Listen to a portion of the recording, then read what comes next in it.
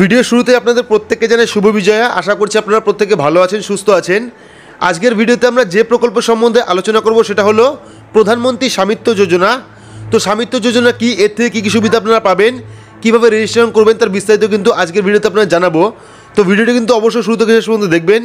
ভিডিওটি ভালো লাগলে লাইক করবেন, চ্যানেলটিকে সাবস্ক্রাইব করে পাশে থাকা বেল আইকনটি প্রেস করে নোটিফিকেশন অন করে রাখবেন, সবার সুবিধার্থে ভিডিওটি শেয়ার করবেন।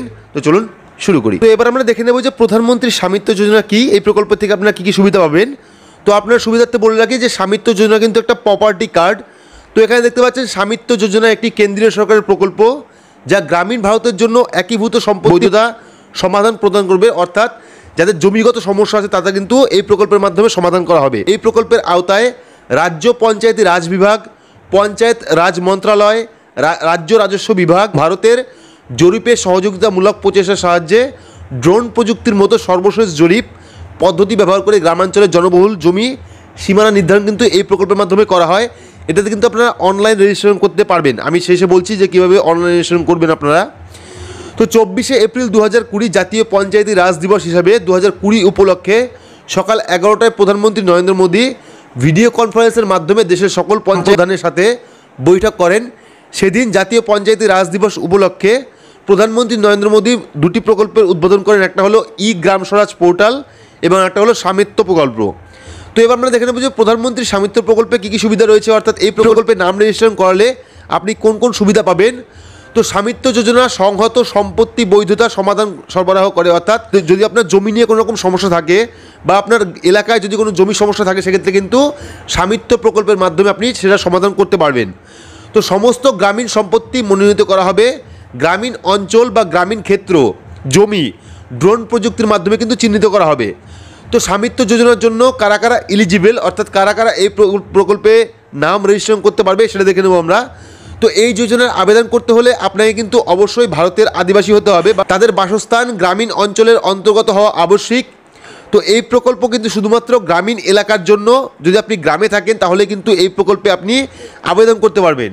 এবার গ্রামের মানুষের কিন্তু অনেক রকম সমস্যা হয়, যাদের জমি ভাগ থাকে না বা ভাইয়ে ভাইয়ে গণ্ডগোল থাকে জমি নিয়ে, সেই সমস্যা কিন্তু সমাধান করবে এই প্রধানমন্ত্রী স্বামিত্ব যোজনা, অর্থাৎ জমি বিবাদের যে কোনো সমস্যা কিন্তু সমাধান করবে এই স্বামিত্ব যোজনা।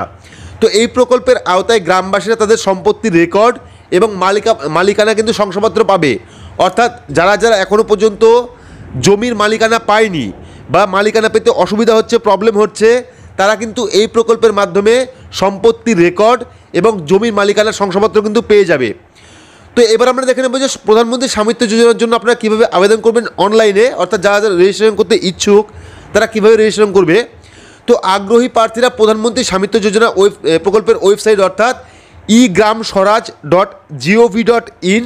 তো eGramSwaraj.gov.in লিখে সার্চ করলেই কিন্তু প্রধানমন্ত্রী স্বামিত্ব যোজনার যে অফিসিয়াল ওয়েবসাইট, এই যে এই অফিসিয়াল ওয়েবসাইট কিন্তু চলে আসবে। তো এখান থেকে কিন্তু আপনারা অনলাইনে রেজিস্ট্রেশন করতে পারবেন। 3 নম্বরে কি আছে, নিবন্ধকরণ ফর্মের পৃষ্ঠাটি স্ক্রিনে প্রদর্শিত হবে।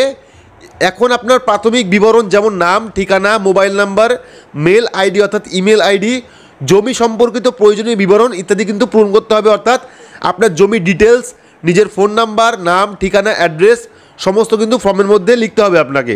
4 নম্বর কি আছে, সাবমিট অপশনে ক্লিক করলে কিন্তু আপনার অ্যাপ্লিকেশন সফলভাবে জমা করা হবে। তো এই নিয়ে আমরা একটা ভিডিও করব যে প্রধানমন্ত্রী স্বামিত্ব যোজনায় কীভাবে আবেদন করা যায়।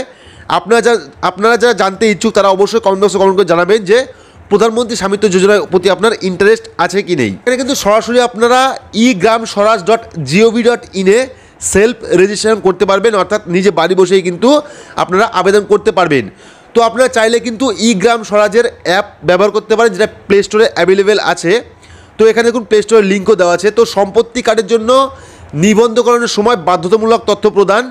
তো কী কী লাগবে এখানে দেখুন, কোনো ব্যক্তির সম্পত্তি কার্ডের জন্য নিবন্ধকরণের ক্ষেত্রে আধারের সাথে কিন্তু তার মোবাইল নাম্বার লিঙ্ক থাকা বাধ্যতামূলক, অর্থাৎ যে ব্যক্তি প্রধানমন্ত্রী স্বামিত্ব যোজনায় অনলাইন আবেদন করবে তাদের কিন্তু অবশ্যই আধার কার্ডের সাথে মোবাইল নাম্বার লিঙ্ক থাকতে হবে, ঠিক আছে। আধার কার্ডের সাথে মোবাইল নাম্বার লিঙ্ক থাকলেই কিন্তু আপনারা প্রধানমন্ত্রী স্বামিত্ব যোজনায় অংশগ্রহণ করতে পারবেন, অর্থাৎ নাম রেজিস্ট্রেশন করতে পারবেন। তো আশা করছি বোঝাতে পেরেছি যে প্রধানমন্ত্রী স্বামিত্ব যোজনা কি, এই প্রকল্পের থেকে আপনারা কী কী সুবিধা পাবেন, কারা কারা এলিজিবল অর্থাৎ কারা কারা এই প্রকল্পে নিজের নাম রেজিস্ট্রেশন করতে পারবেন। তো আবার বলে রাখি, প্রধানমন্ত্রী স্বামিত্ব যোজনা কিন্তু একটা প্রপার্টি কার্ড যে কার্ডের মাধ্যমে কিন্তু আপনি আপনার জমি বিবাদ বা জমি যত রকম সমস্যা আছে, আপনার জমির রেকর্ড নেই বা জমির দলিল নেই, সেগুলো কিন্তু মালিকানার পত্র আপনারা পেয়ে যাবেন স্বামিত্ব যোজনার মাধ্যমে। তো আপডেটটি আপনাদের কেমন লাগলো অবশ্যই কমেন্ট বক্সে কমেন্ট করে জানাবেন। ভিডিওটি ভালো লাগলে লাইক করবেন, চ্যানেলটিকে সাবস্ক্রাইব করে পাশে রাখা বেল আইকনটি প্রেস করে নোটিফিকেশন অল করে রাখবেন।